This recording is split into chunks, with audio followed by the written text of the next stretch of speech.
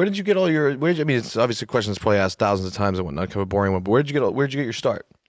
My start in what? Journalism or whatever. Journalism. What would you classify yourself as? Yeah, as well? I mean, I do a lot of stuff, so it's kind of hard because I mean, I write. Obviously, I'm an author, and I create content, but I also do a lot of interviews. I do a lot of news hits, so it's a lot. And I mean, I guess the best place that I got my the answer to that is on YouTube. Is kind of, if you're talking about just like my public profile, I started making YouTube videos in 2017. And I was doing skits, actually. I was just doing like skits kind of mocking. I feel like that's kind of when politics got hysterical. Like, you know what I mean? Like prior to when I was in college, Republicans and Democrats were just like friends. It was totally fine to like not talk about politics. And then it was suddenly not fine and people got very hysterical, especially after like the Trump win, and I started making skits kind of mocking that, and I think it was my third or fourth video that went trending worldwide. It got like 26 million views. Who were some of the influential people that came at you for your views and your? I mean, LeBron came at you, didn't he? Cardi B came at you. LeBron never came after me. I actually usually go after LeBron because I think it's important for him with the platform that he has, and I think that. To be clear, LeBron is a well-meaning person. I don't think LeBron means to do bad. I just don't think he's that smart. I really do. I think LeBron James is low IQ. Why do you say that though? Because I've heard him speak about issues and he's so wrong. But I think he carries with him an arrogance, which isn't hard when you're being called a king, right? And he is an incredible talent. There's no doubt about that. He's an incredible talent. It's very hard to level yourself and to say, okay, I can be really talented, but also not be educated about something, right?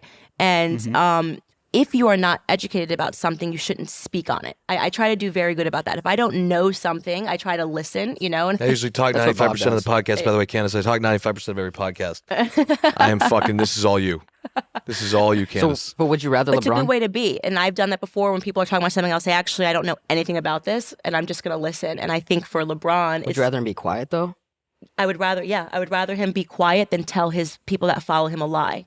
Yeah, 100%. It's better to be quiet than to be lying. But he doesn't think it's a lie, right? But that's what I'm saying. So I think for him, he needs to do the work of actually becoming educated about these issues. And it's not hard. It really isn't hard to actually look up data and to look up the facts. I mean, with a man with his kind of money, he doesn't even really have to look up data and facts. Someone could send him a short list of the bullet points and say, hey, here's what's actually going on in American society. But yeah, I think so. LeBron James frustrates me because he has such a big platform and he has the power to do so much good.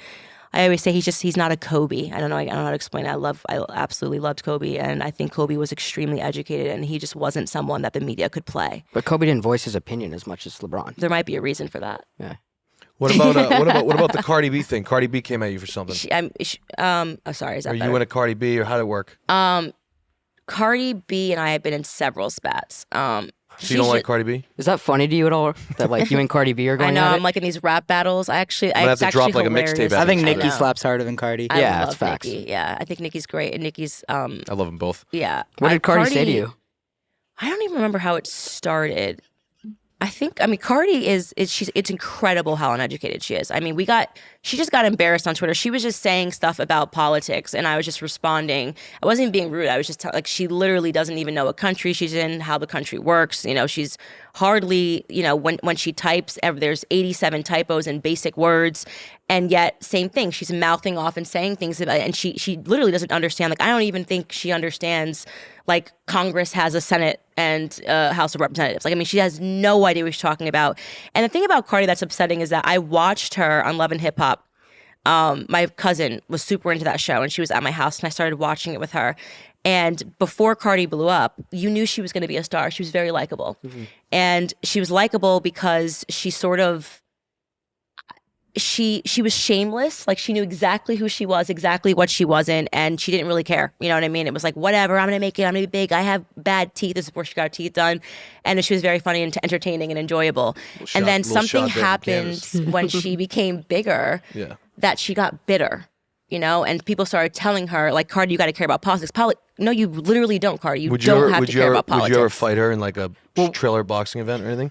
Like Candace Owens versus Cardi B? Like, I would do that. Oh, would you really? Yeah. Cardi B. Yo, actually, time out. Candace would fuck her up. I don't know. I haven't really seen either, but fighting wise, but I think that would be like the main event headline. Yeah. They should do Cardi B versus Candace. Candace, Like No, fucking 100%. main What about event. what about you in AOC though? What do you mean? Like in a boxing match. boxing?